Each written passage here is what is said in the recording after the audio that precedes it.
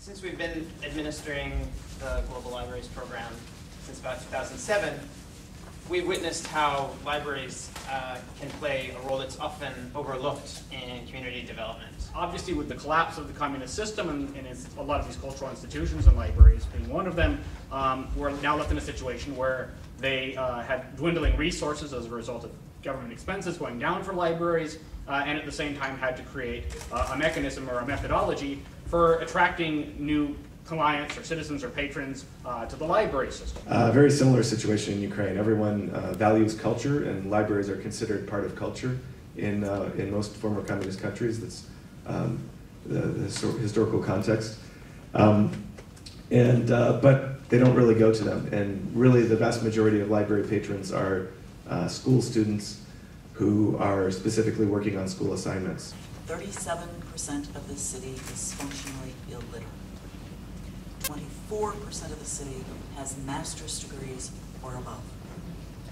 You are building a library for two very different populations, but they have to appear to be almost identical, so that no one feels disenfranchised on either. And in addition, we offered something called the Community Participation Contest, in which local libraries could apply for small grants, and with these small grants, they could use the money. The grant monies were between $1,500 and $2,500 to create new services. And we would award these grants to a panel, and we would be looking at originality, community participation, innovative uses of technology, and how easy it would be to replicate these things, with the idea being that if they could come up with a creative new service within the library, and then we could post how they created that service online, other libraries could then copy and mimic that easily as a way of identifying and gathering new patrons for the library. Romania has a lot of extraordinarily beautiful rural areas that are historically pristine because there hasn't been a great deal of development.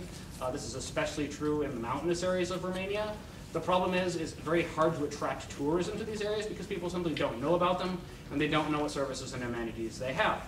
So the idea with this project is the librarian worked with a number of volunteers, 24 volunteers, and they developed a tourism brand and a logo for a website that would help market the community so people could find it online, and it would link to various services such as the number of hotels, pensions, restaurants in the area. So you would have a more complete picture of what it is, and it would be more readily and easily available to find. There's no such thing as like a women's, the Women League of Voters guides in Romania. There's not a lot of access to information, and so people were confused. How do I vote for my candidates? What's their record? What district do I live in?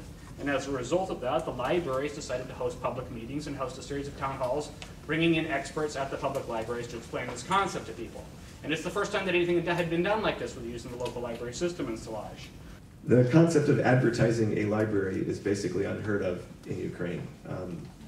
It's not something that you ever see. But the director of the library, Halina Konashko, is a frequent rider in Kiev's subway, which is called the metro, oddly enough. And she saw a blank space on the wall of the metro that said, "Your ad could be here."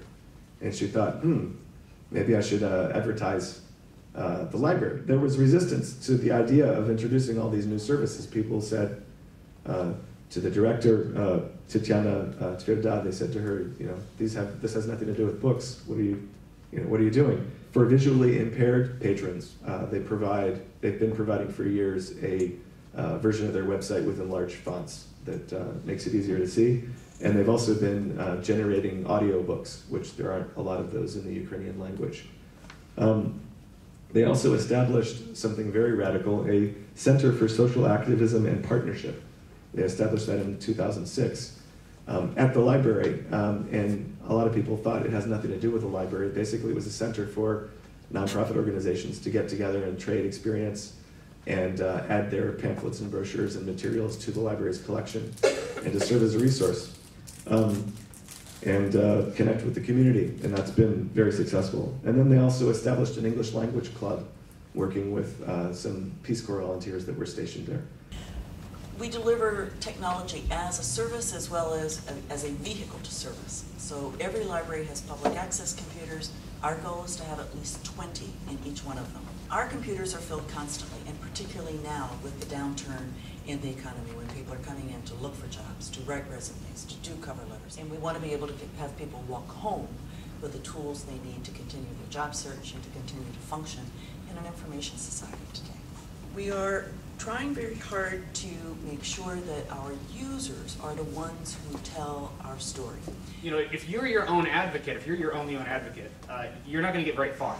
You need other people advocating for you and on your behalf. And by having the kinds of people come in and give testimonies, by having the mayor's kids in a local village, their kids are using the computers now, they're going into the library as a result of this, the services provided.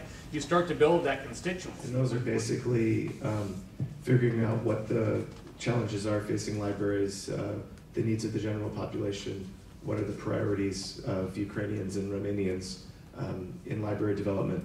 But that's, I think, distinct from the program goal that we have at implementation, which is to help libraries develop their capacity to assess the needs of the community and respond to them.